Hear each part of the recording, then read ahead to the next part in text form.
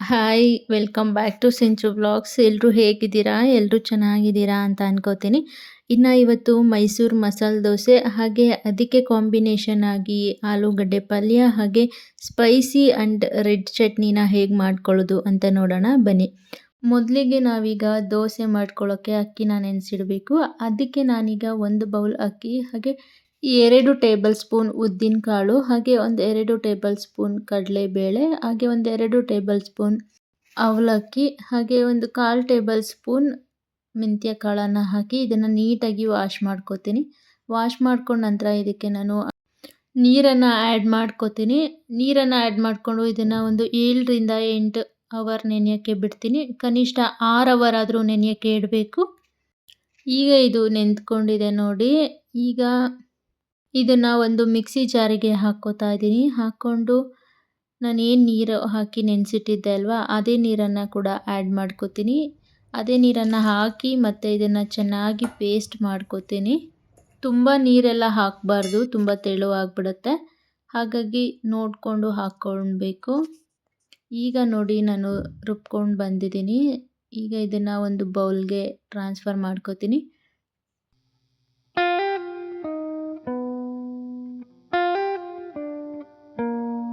ಈಗ ಇದನ್ನು ಈ ರೀತಿ ಚೆನ್ನಾಗಿ ಮಿಕ್ಸ್ ಮಾಡ್ಕೋತೀನಿ. ಈಗ ಇದನ್ನು ಚೆನ್ನಾಗಿ ಮಿಕ್ಸ್ ಮಾಡಿಕೊಂಡು ಒಂದು ಪ್ಲೇಟ್ನ ಮುಚ್ಚಿ ಓವರ್ ನೈಟ್ ಹೀಗೆ ನೆನೆಯೋಕ್ಕೆ ಬಿಡ್ತೀನಿ. ನೆಕ್ಸ್ಟ್ ಡೇ ಮಾರ್ನಿಂಗ್ ಇದಕ್ಕೆ ರುಚಿಗೆ ತಕ್ಕಷ್ಟು ಉಪ್ಪನ್ನು ಹಾಕಿ ಮತ್ತೆ ಒಂದ್ಸರಿ ಚೆನ್ನಾಗಿ ಮಿಕ್ಸ್ ಮಾಡ್ಕೋತೀನಿ. ಈಗ ನೋಡಿ ಮಸಾಲೆ ದೋಸೆಗೆ ಬೇಕಾಗಿರುವಂಥ ದೋಸೆ ಹಿಟ್ಟು ರೆಡಿ ಆಯಿತು.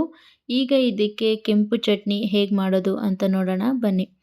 ಈಗ ನಾನು ಒಂದು ಬೌಲ್ಗೆ ಒಂದು ಗ್ಲಾಸ್ ಆಗುವಷ್ಟು ನೀರನ್ನು ಆ್ಯಡ್ ಮಾಡ್ಕೋತೀನಿ. ನಂತರ ನಾನಿಲ್ಲಿ 3 ಗುಂಟೂರು ಮೆಣಸಿನ್ಕಾಯಿ ಹಾಗೆ 8 ರಿಂದ 10 ಬ್ಯಾಡಗಿ ಮೆಣಸಿನ್ಕಾಯಿನ ಬಿಸಿನೀರಲ್ಲಿ ಚೆನ್ನಾಗಿ ಕುದಿಸ್ಕೋತೀನಿ. ಕುದಿಸ್ಕೊಂಡು ಇದು ಪೂರ್ತಿ ಕಂಪ್ಲೀಟಾಗಿ ತಣ್ಣಗಾಗಬೇಕು. ಇದನ್ನು ಬಿಸಿನೀರಲ್ಲಿ ಒಂದು ಬೌಲ್ಗೆ ಹಾಕಿ ಇಟ್ಟರು ನಡೆಯುತ್ತೆ. ನಾನು ಟೈಮ್ ಇಲ್ಲ ಅಂತ ಹೇಳಿ ಬಿಸಿನೀರಲ್ಲಿ ಕುದಿಸ್ಕೊಂಡಿದ್ದು ಅಷ್ಟೇ. ಅದು ಕೂಡ ಚೆನ್ನಾಗೇ ಇರುತ್ತೆ. ಈಗ ಇದನ್ನು ಒಂದು ಮಿಕ್ಸಿ ಜಾರಿಗೆ ಹಾಕ್ಕೊಂಡು ಇದಕ್ಕೆ 4 ಬೆಳ್ಳುಳ್ಳಿ ಹಾಗೆ ಕರಿಬೇವಿನ ಸೊಪ್ಪು, 1/4 ಟೇಬಲ್ ಸ್ಪೂನ್ ಆಗುವಷ್ಟು ಜೀರಿಗೆ, 1/4 ಟೇಬಲ್ ಸ್ಪೂನ್ ಆಗುವಷ್ಟು ಮೆಣಸು ಹಾಗೆ 1 ಸ್ಪೂನ್ ಧನಿಯಾ ಹಾಗೆ 1 ಸ್ಪೂನ್ ಕಡಲೆಪಪ್ಪು ಹಾಗೆ ರುಚಿಗೆ ತಕ್ಕಷ್ಟು ಉಪ್ಪು, ಸ್ವಲ್ಪ ಒಂದು ಪಿಂಚ್ ಆಗುವಷ್ಟು ಹುಣಸೆ ಹಣ್ಣನ್ನು ಹಾಕೋತೀನಿ. ಈಗ ಇದಕ್ಕೆ ನೀರನ್ನು ಆ್ಯಡ್ ಮಾಡಿಕೊಂಡು ಇದನ್ನು ಚೆನ್ನಾಗಿ ರುಬ್ಕೊಂಡು ಬರ್ತೀನಿ. ಈಗ ನೋಡ್ತಾ ಇರ್ಬೋದು ನೀವು ಎಷ್ಟು ನ್ಯಾಚುರಲ್ ಆಗಿ ಕೆಂಪು ಕಲರು ಹಾಗೆ ಸ್ಪೈಸಿ ಆಗಿರೋ ಕೆಂಪು ಚಟ್ನಿ ರೆಡಿ ಆಯಿತು. ಇದನ್ನು ದೋಸೆ ಮಾಡಿಕೊಂಡು ತಿನ್ನೋಕ್ಕೆ ಆಲೂಗಡ್ಡೆ ಪಲ್ಯ ಜೊತೆ ಸೂಪರ್ ಕಾಂಬಿನೇಷನ್ ಆಗಿರುತ್ತೆ. ಈಗ ನಾನಿಲ್ಲಿ ಆಲೂಗಡ್ಡೆ ಪಲ್ಯ ಮಾಡೋಕ್ಕೆ 4 ಆಲೂಗಡ್ಡೆನ ನೀಟಾಗಿ ವಾಶ್ ಮಾಡಿ ಇಟ್ಕೊಂಡಿದ್ದೀನಿ. ಈಗ ಇದನ್ನು ನೋಡಿ 2 ಭಾಗ ಕಟ್ ಮಾಡ್ಕೊತಾ ಇದ್ದೀನಿ. ಕಟ್ ಮಾಡಿಕೊಂಡು ಇದನ್ನು ಕುಕ್ಕರ್ಗೆ ಹಾಕಿ 3 ರಿಂದ 4 ವಿಷಲ್ ಬರ್ಸ್ಕೊತೀನಿ. ಬರ್ಸ್ಕೊಂಡು ನಾನು ಇದನ್ನು ಏರ್ ಬಿಡಬಾರ್ದು. ಏರ್ ಪೂರ್ತಿ ಕಂಪ್ಲೀಟ್ ಆಗೋ ತನಕ ಇದು ಹಾಗೆ ಬಿಡ್ತೀನಿ. ಏರ್ ಪೂರ್ತಿ ಕಂಪ್ಲೀಟ್ ಆದ ನಂತರ ನಾನೀಗ ಕುಕ್ಕರ್ನ ಓಪನ್ ಮಾಡ್ಕೋತೀನಿ ನೋಡಿ. ಈಗ ಬೆಂದಿದ್ದಾಗಿದೆ. ಈಗ ಬೆಂದಿದೆಯಾ ಇಲ್ವಾ ಅಂತ ನಾನು ಈ ಫೋರ್ಕ್ ಸ್ಪೂನಿಂದ ಚೆಕ್ ಮಾಡ್ಕೋತಾ ಇದ್ದೀನಿ. ಇದು ಬಿಸಿ ಇರುತ್ತೆ. ಸ್ವಲ್ಪ ತಣ್ಣೀರು ಹಾಕ್ಕೊಂಡು ಅಥವಾ ಇದನ್ನ ತಣ್ಣೀರಲ್ಲಿ ಇಟ್ಕೊಂಡು ಸ್ವಲ್ಪ ಸುಳ್ಕೊಂಡ್ರೆ ಬೆಟರ್ ಅಂತ ನಾನು ಹೇಳ್ತೀನಿ. ಈಗ ಇದನ್ನು ಹೊಟ್ಟೆಲ್ಲ ಸುಳ್ಕೊಂಡಿದ್ದಾಗಿದೆ. ಈಗ ಸ್ಮ್ಯಾಶರ್ ಮುಖಾಂತರ ನಾನು ಇದನ್ನು ನೀಟಾಗಿ ಸಾಫ್ಟಾಗಿ ಸ್ಮ್ಯಾಶ್ ಮಾಡ್ಕೋತೀನಿ. ನೋಡ್ತಾ ಇರ್ಬೋದು.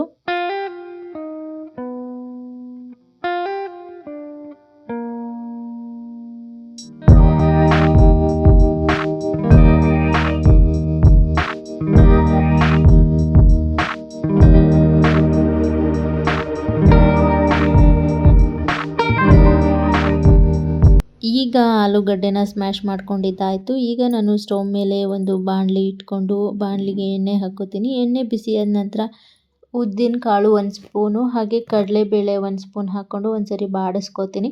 ನಂತರ ನಾನಿಲ್ಲಿ ಒಂದು ಸಣ್ಣಕ್ಕೆ ಕಟ್ ಮಾಡಿಟ್ಕೊಂಡಿದ್ದ ಈರುಳ್ಳಿನ ಕೂಡ ಆ್ಯಡ್ ಮಾಡಿಕೊಂಡು ಇದನ್ನು ಚೆನ್ನಾಗಿ ಫ್ರೈ ಮಾಡ್ಕೋತೀನಿ. ನಂತರ ನಾನಿಲ್ಲಿ 1 ಕಡ್ಡಿ ಕರಿಬೇವಿನ ಸೊಪ್ಪನ್ನು ಕೂಡ ಹಾಕ್ಕೊಂಡು ಮತ್ತೆ ಚೆನ್ನಾಗಿ ಮಿಕ್ಸ್ ಮಾಡಿಕೊಂಡು ಮತ್ತು ಇಲ್ಲಿ 3 ಒಣಮೆಣಸಿನ್ಕಾಯಿನ ಹಾಕಿ ಚೆನ್ನಾಗಿ ಮಿಕ್ಸ್ ಮಾಡ್ಕೋತೀನಿ. ಇದಕ್ಕೆ ಕೆಲವರು ಹಸಿರು ಮೆಣಸಿನ್ಕಾಯಿನ ಯೂಸ್ ಮಾಡ್ತಾರೆ. ನನಗೆ ಹಸಿರು ಮೆಣಸಿನ್ಕಾಯಿ ಅಷ್ಟಾಗಿ ಇಷ್ಟ ಆಗಲ್ಲ. ಹಾಗಾಗಿ ನಾನಿಲ್ಲಿ ಕೆಂಪು ಮೆಣಸಿನ್ಕಾಯಿನ ಯೂಸ್ ಮಾಡ್ಕೋತಾ ಇದ್ದೀನಿ. ನಂತರ ನಾನೀಗ ಸ್ಮ್ಯಾಶ್ ಮಾಡಿ ಇಟ್ಕೊಂಡಿದ್ದ ಆಲೂಗಡ್ಡೆನ ಹಾಕಿ ಇದಕ್ಕೆ ಒಂದು 1/4 ಟೇಬಲ್ ಸ್ಪೂನ್ ಅರಿಶಿನ ಹಾಗೆ ರುಚಿಗೆ ತಕ್ಕಷ್ಟು ಉಪ್ಪನ್ನು ಹಾಕಿ ಗ್ಯಾಸ್ ಲೋ ಫ್ಲೇಮಲ್ಲೇ ಇಟ್ಕೊಂಡು ಇದನ್ನು ಈ ರೀತಿ ಚೆನ್ನಾಗಿ ಬಾಡಿಸ್ಕೊಂಡು ಮಿಕ್ಸ್ ಮಾಡ್ಕೋಬೇಕಾಗತ್ತೆ. ನಾವು ಈ ಆಲೂಗಡ್ಡೆ ಪಲ್ಯ ನೀಟಾಗಿ ಫ್ರೈ ಆಗೋ ತನಕ ಮಿಕ್ಸ್ ಮಾಡ್ಕೋತಾನೆ ಇರಬೇಕು, ಇಲ್ಲಾಂದರೆ ಸೀದೋಗ್ಬಿಡುತ್ತೆ. ಲಾಸ್ಟಲ್ಲಿ ಇದಕ್ಕೆ ಸ್ವಲ್ಪ ಕೊತ್ತಂಬರಿ ಸೊಪ್ಪನ್ನು ಹಾಕಿ ಚೆನ್ನಾಗಿ ಮಿಕ್ಸ್ ಮಾಡಿಕೊಂಡ್ರೆ ರೆಡಿ ಆಯಿತು ಆಲೂಗಡ್ಡೆ ಪಲ್ಯ. ಈಗ ಪಲ್ಯ ಚಟ್ನಿ ಎಲ್ಲ ರೆಡಿ ಆಯಿತು. ಲಾಸ್ಟಲ್ಲಿ ನಾವು ದೋಸೆ ಹಾಕ್ಕೊಳ್ಳೋಣ. ಇದನ್ನು ಮಾಡೋದಕ್ಕೆ ನಾನೀಗ ಮೊದಲಿಗೆ ಒಂದು ಸ್ಟವ್ ಮೇಲೆ ಇಟ್ಕೊಂಡು ಹೆಂಚು ಬಿಸಿ ಆದ ನಂತರ ಇದಕ್ಕೆ ಈರುಳ್ಳಿಯಿಂದ ಎಣ್ಣೆನ ಈ ರೀತಿ ರುದ್ಕೊಡ್ತೀನಿ. ನಂತರ ಈಗ ಸ್ವಲ್ಪ ನೀರನ್ನು ಕೈಯಿಂದ ಚುಮುಕ್ಸ್ಬೇಕು. ನಂತರ ದೋಸೆ ಹಿಟ್ಟನ್ನು ಹಾಕಿ ಈ ರೀತಿ ನಿಧಾನಕ್ಕೆ ಲೋ ಫ್ಲೇಮಲ್ಲೇ ಇಟ್ಕೊಂಡು ಇನ್ನೇನು ದೋಸೆ ಕ್ರಿಸ್ಪಿ ಆಗ್ತಿದೆ ಅನ್ನೋವಾಗ ಈ ರೀತಿ ನಾವು ಏನು ಕೆಂಪು ಚಟ್ನಿ ಮಾಡಿಟ್ಕೊಂಡಿದ್ವಲ್ಲ ಅದನ್ನು ಹಾಕ್ಕೊಂಡು ನೀಟಾಗಿ ಸ್ಪ್ರೆಡ್ ಮಾಡ್ಕೋಬೇಕು. ನಂತರ ಇದಕ್ಕೆ ಆಲೂಗಡ್ಡೆ ಪಲ್ಯನ ಹಾಕಿ ದೋಸೆನ ಸುತ್ತಿ ಎತ್ಕೊಂಡ್ರೆ ರೆಡಿ ಆಯಿತು ರುಚಿಯಾದ ಮೈಸೂರು ಮಸಾಲೆ ದೋಸೆ. ಹಾಗೆ ಸ್ಪೈಸಿ ಆ್ಯಂಡ್ ಟೇಸ್ಟಿಯಾಗಿರೋ ಕೆಂಪು ಚಟ್ನಿ ಆ್ಯಂಡ್ ಆಲೂಗಡ್ಡೆ ಪಲ್ಯ. ಇದು ನಿಜವಾಗ್ಲೂ ತುಂಬಾ ಚೆನ್ನಾಗಿರುತ್ತೆ. ನಾನು ಈ ಪಲ್ಯನ ಅನ್ನೋ ಜೊತೆ ಕೂಡ ತಿಂತೀನಿ, ನನಗೆ ತುಂಬ ಇಷ್ಟ. ಈ ಮಸಾಲೆ ದೋಸೆ ನಿಮ್ಗೆ ಯಾರಿಗಾದ್ರೂ ಇಷ್ಟ ಆಗಿದ್ರೆ ಪ್ಲೀಸ್ ಕಾಮೆಂಟ್ ಮಾಡಿ ಹಾಗೆ ಶೇರ್ ಮಾಡಿ ಆ್ಯಂಡ್ ಸಬ್ಸ್ಕ್ರೈಬ್ ಮಾಡಿ ಅಂತ ಹೇಳ್ತಾ ಮತ್ತೆ ಸಿಗ್ತೀನಿ. Thank you for watching. Take care.